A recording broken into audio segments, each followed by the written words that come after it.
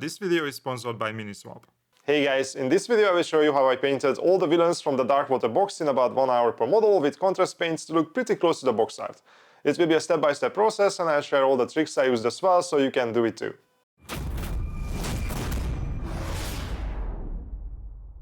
A couple of weeks ago I sat down and speed painted all the heroes from the Darkwater box and made a video explaining the process. A lot of people seem to like that video and I received several requests from my Patreons and YouTube viewers to give the Nurgle villains a similar treatment. And your wish is my command, so I did just that. This time it took me a little more time because I had to paint 9 models instead of 7 and because these Nurgle boys, especially the Blight Templars, are super detailed, but I still managed to keep it at around 1 hour per model, which I think is quite reasonable. In the previous video I used a couple of shortcuts and tricks with contrast paints and highlights to get a good looking end result without growing old in the process. And I will use most of those again here, but especially for the Templars I had to invent a couple of new tricks to get the job done. So even if you have seen the previous video, there are going to be new and interesting things in this one as well. So let's see how I did it and how you can do it too, but first let me introduce this video sponsor, Miniswap. The mini painting hobby can be a pretty expensive one if you only buy new models, and you can end up with a lot of figures you don't actually need. So a place for selling your unwanted models and buying exactly what you need from other hobbyists sounds like a pretty good idea to me. And that is exactly what Miniswap is, a website made and run by hobby enthusiasts for hobby enthusiasts. Built to make it safer and easier to buy minis online, with secure payments and buyer protection built in, and with every seller vetted so you can be sure that you get exactly what you want and paid for. You can easily search for the exact mini you need. Their catalog has every Games Workshop miniature manufactured in the last 20 years, and you can even set alerts for specific minis as soon as they are listed. And you can find completely new on-the-sprue minis, parts of army boxes, rare out-of-stock figures, and even completely painted models all in one place. They are available in the US, UK and Canada right now, and they will be up and running in Europe as well pretty soon. And if you use the link you can find in the video description, you will get free shipping on your first order. So check out Miniswap and see if you can find some cool minis to paint at a discount. Who knows, you might even find Warhammer Quest minis, probably even some from the Darkwater box. Alright, let's start the clock and let's get some paint on these guys. And just like last time, the first step is a Zenithal Highlight over which we can paint the contrast paints. You don't need an airbrush to do this, you can simply prime the models black from every angle with a rattle can and then use a white or light grey rattle can primer to spray them only from above. But the goal is to get a very strong highlight, where most of the surface of the minis that is pointing up is white or light grey and only the deepest recesses and the areas pointing towards the ground are darker. Alright, with that done we can start step 2 and here we are going to diverge a bit from how I did things last time. Instead of applying the base coats with contrast paints immediately, I will take care of the metals on the Blight Templars first. And that is because the metals are the most important elements of 5 out of 9 models, so I want to make sure that they are done well before I do anything else. And as you can see, I immediately did something weird. I mixed together contrast paint, Plaguebearer's Flesh, which is the perfect paint for all things Nurgle, and the true metallic metal color, Aluminum from Vallejo. I use this paint because it flows really well and it has very fine pigments that mix great with other colors. But if you don't have this one, other lighter metal colors can work as well, but the more liquid they are, the better. I kept adding more contrast until I got a shade that was just a little lighter than the original contrast color. And it is important to make more than needed and store it in some kind of bottle or container because we might need this later in the process, mostly to correct things or when we forgot some element, which happens to me all the time. This mix flows everywhere just like a contrast would, but unlike contrast, it won't do much shading, so we will take care of that in the next step. For now I just made sure that I painted all the armor pieces on all the models and I used at least 2 coats to cover everything properly. It is important that I use this mix directly from the container and not from the wet palette, because water will cause this to separate and we want to avoid that. So I try to even make sure to dry my brush on a paper towel whenever I rinse it to minimize the water getting into the paint. As you can see, the metal keeps its shine even mixed together with the contrast. Combining metal paints with contrast paints or inks allows you to mix any metal color you need, so it's a nice little trick to keep in your back pocket. But in itself, this metal is way too clean and too flat for our purposes here, so now we need to shade it down. To start things off, I used the same contrast paint that I also mixed into the metal. I applied this normally just like I would over any Zenithal Prime surface, but I used only a single coat.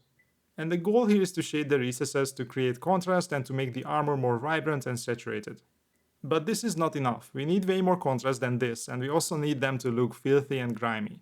So now that we have some definition and contrast in the recesses and the deeper areas, it's time to make the shadow areas darker and a different tone from the light ones. I used this brownish green contrast only in the areas that would not be hit by the light directly. I applied it quite liberally and allowed it to pool, which will just add to the disgusting dirty look. But I didn't touch the highest points of the model with this, like the top of the shoulder guards, top of the helmets, top of the chest armor and so forth. I reserved this for the shadows and the midtones. The original color of the armor is a yellowish green, but this shade is a brownish green, so not only are we darkening things down, but we also make a subtle color transition here as well. And for the final touch, I took this one step further using Egreg's Earthshade and really leaned into the brown tones while also darkening things down further. With the previous shade paint, I was quite liberal in covering a large area in the shadows and the midtones, only leaving the very top of the volumes untouched. With this one, I reduced the area I cover more and focused on the deepest shadows and the lowest parts only. The goal here is to establish a transition that goes from dark brownish in the shadows to brownish green in the middle and lighter yellowish green in the highlights. Alright, now they look much more Nurgly and they have a lot more contrast as well. Pretty cool what you can do with a couple of simple washes, right? So now let's take care of the other metal color, the dark bronzish metal as well. To get the tone I wanted, I mixed this darker but still very liquid Vallejo paint with a dark brownish contrast paint. I like the brownish color, but I wanted it to be darker, so I added a little black contrast as well, but only a couple of drops because I didn't want to turn the whole mix black. You can use a normal dark bronze paint for these bits as well, but I find that this mix of liquid metal paint and contrast goes on much faster and I like how it looks. And this one is also worth storing somewhere because chances are high that you will use some of this later down the line as well. I use this mix to cover the shoulder pads as well as most of the other metal bits like the weapons, chainmail and so forth. I left some of the decorative elements that were supposed to be metal unpainted. I wanted to use a brighter color for those later on so they would stand out more, but it's easy to repaint this darker metal with a lighter one as well if needed. And this is how the boys look after the metal base coats. At this point I only had the Magotkin guys painted, but don't worry, we will get to the rest of the models in just a second. But that brings us to step 3, where I painted all the skin colors, and there are 4 different ones here, each requiring a little different approach. Well, technically 5, but the 5th one is so simple I won't even count it. I started with the star of the show, Gelgo's bust. On him I wanted a pale greeny skin tone, so I started by thinning down Plaguebearer's flesh quite a bit. I also used this trick in the first video to get very different tones with thinned down versions of the same color, and it really comes in handy here. I covered everything in thin layers of this and only added multiple thicker layers in the deepest shadows to create some contrast. It is fine if the paint pools a little in the folds of the skin, but I want the top of the volumes to be quite bright. In fact, I even want a little more contrast plus some color variation, so I use Athonian Camo Shade in the deepest shadows to darken things down and introduce a different tone. Finally, I wanted to add a little more nastiness to the skin, so I diluted this red wash quite a bit on the wet palette before I added it to some of the areas of the skin where I thought it would be inflamed. So mostly around the sores, but also around the edge of the armor and the base of the horns. It doesn't have to make sense, it's more important to look good. I built up multiple thin layers in some places and then simply dropped a little undiluted wash over the most obvious pustules to make them stand out more. Okay, that's Gelgo's done, but we can do another model in a very similar way with a couple of little changes.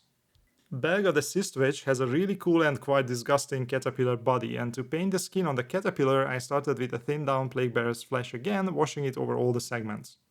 But when that was done, instead of the washes I used on Gelgo's, here I thinned down some Fire Slayer contrast even more than the previous color, and I washed it over most of the surface, dragging it towards the recesses and darker areas and wiping it away a little from the top of the segments. The third skin color is unique to Mulgot the Cleaver, who has this monstrously big left arm with a really cool color transition on the box art. Here the goal is to make the bottom of the arm darker than the top, so first I applied a slightly thinner layer of Fire Slayer flesh on the entire arm. Then I went in with a thicker layer but only on the bottom half of the arm, and I feathered them together in the middle. You can add multiple layers of the contrast paint to make the bottom part of the arm darker, but you have to add subsequent layers on smaller and smaller areas ending on the fingers. But you can also add a little color variation by adding a different paint, for example Gilliman Flash, and you can always use a damp brush to feather out the separation line. Finally, you can go even further and glaze over a bit of red wash only on the very bottom of the arm to add another tone and to darken things down even more. Okay, the next skin is much simpler and we have to paint it on Shaman Foulhoof. Here I got the grey skin tone by diluting Rattling Grime and simply covered all the skin with it. And all the fur and the hair got a layer of Garagak Sewer instead to get a better separation between the two. Finally, the 5th skin type, which is barely worth mentioning, is the Cankerborn, where I simply covered the whole body in undiluted Plaguebearer's flesh contrast and added some red wash around the pustules. But with this done, we painted the biggest and most difficult parts of the models. Now it's time for step 4, covering all the rest of the materials with contrast colors, either straight up or using a couple of tricks that are probably familiar from the previous video. Other than thinning down the contrast paint to get different shades, the other thing I used quite a bit is blending them together while they were still wet. A good example of this are the horns on the various models. To make them more interesting, I wanted to get a transition from a yellowish lighter brown at the base to a much darker brown, almost black, at the tip. And the way I did this is by painting the horns with skeleton horde first, and while it was still wet, I painted the upper half or third with Siger brown, feathering them together in the middle to hide the transition. Then you can add another layer of Siger brown if you want, but now only at the very tip of the horn to really darken things down and create a big contrast between the base and the tip. Another example of this blending are the wings of Gelgo's Pust, which I decided should have a transition from bluish green to yellow. So first I painted the upper third of the wings with the turquoise, then the next third in the emerald, and finally the last part in Tesseract Glow. And I did this on every segment of the wings separately, and since the elements were quite small individually, I messed it up a bit. A solution would be to use only two colors, the turquoise and the Tesseract Glow, for a simpler transition. Or alternatively, I could have painted the transition on the entire wing from top to bottom instead on every individual segment to make it easier. Basically, the conclusion is that two colors are enough for this kind of blending unless you have a pretty big surface where you have space for three colors. As you can see, I did quite a few blends on these guys, but most of the colors I simply applied with standard undiluted contrast paint. I used the usual suspects, for example Basilicanum Grey for rocks, Snakebite Leather for, well, you guessed it, leather, Wildwood for anything wood, Rattling Grime for some of the fur, and so forth. Some of the colors are unique to some characters. For example, almost all of the fabric on the models is painted with Sigvald Burgundy, but Shaman Foulhoof also got a Militarum green coat. But there is plenty that is shared between most of the models, like most of the disgusting growths inside the weapon blades are painted with Gryph-hound orange, and all the tentacly monsters are covered with Fireslayer flesh initially. And all the decorative metal elements, like all the bells and discs here and there, are painted with Brass Scorpion to differentiate them from the darker metal I painted with my little mix.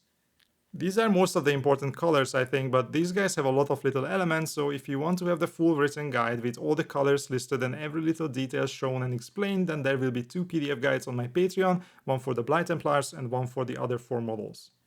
Plus, I will upload 2 long videos on Patreon with lots of real-time footage of the process in the coming weeks, so check those out too if you want to replicate this. Alright, now that we have all the colors and shading on the models, it's time to do the highlights and the effects in step 5. And here is where I really needed to use all my tricks to get all 9 of these guys done in no more than 9 hours. Similarly to the first video, the main trick here is to use a single universal highlight color, which in this case was pale yellow from AK, but you can also use Dawn Yellow from Citadel if that is what you have at hand. But I did things a little differently this time from how I used this on the heroes. I used 3 main techniques to make it work. The first one is simply edge highlights. I edge highlighted a lot of the edges regardless of the material. I used this on the metals, the fabric, the hair, the horns, essentially on everything. I didn't highlight every edge, only the ones that I thought would be more prominent to save time.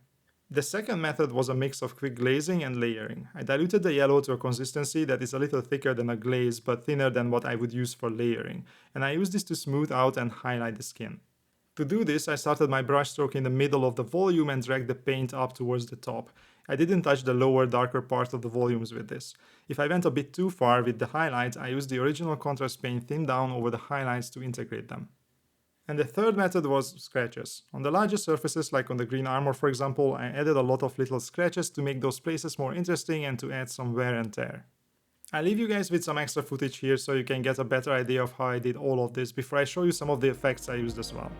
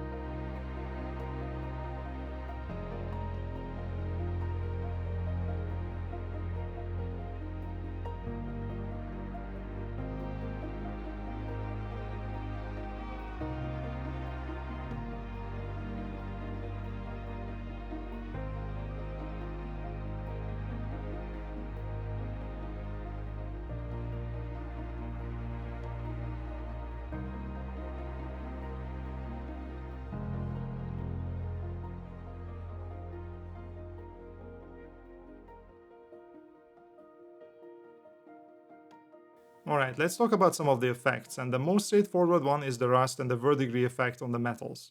For the rust effect, I simply used Gryph-hound orange contrast paint, dropping it undiluted into the holes, the crevices and corners, and also stippling some of it randomly on the metals or dragging it down with the tip of the brush in some places. For the patina or verdigris effect, I used the technical paint from Citadel Nihilak Oxide. I used it pretty similarly to the rust, but in different spots, obviously. But especially with this one, it's important to not overdo this, because it's quite easy to overpower the whole paint job with it, so less is more in this case. The other little shortcut that can create a lot of visual interest with very little effort goes like this. I took my universal highlight color and I overbrushed it on some of the elements that I wanted to make more interesting. Like the tentacly things and growths on the weapons, the tree branches and the rocks growing out of the back of some of the models and stuff like that. This is quite similar to a simple dry brushing. The difference is that I do it with a normal brush and I don't remove quite as much paint and moisture from it. With a little slightly diluted paint in the bristles, I drag the brush over the details with very little pressure so it only catches the raised elements. And once I highlighted the raised bits like this, I use the contrast color that is a different but similar tone and ideally slightly lighter than the original base coat. For example, on the weapons I used Yanden Yellow instead of the original Gryph-hound Orange. On the tree branches I used Skeleton Horde instead of the Wildwood, and on the rocks Dreadful Visage instead of Basilican Grey. This creates a transition from darker to lighter as well as from one color to the other on those elements, and if you paid attention throughout this guide you probably noticed that this is what we are usually aiming for, since the human brain likes contrast, and if it's multiple types like tonal and value in this case, all the better. Once again, if you want to see every single thing I did on these models, check out my Patreon guides. Alright, now we are almost there, everything is in place, so I only needed to finish the bases. Earlier I covered all of them with some mud terrain paste. Now I painted over all of that with Agaro's Dunes contrast to give it some depth, and while I was waiting for it to dry, I painted the base rims black to save some time. Then I overbrushed some dark rust on the raised bits to add some highlights. I wanted the base to be mostly dark, so I kept this pretty subtle, just a hint is enough. Finally, I used some dark green tufts with a hint of yellow in them. These are dark enough to not take attention away from the models, but still add a little interest to the base. And the end result after roughly 9 hours of painting looks like this.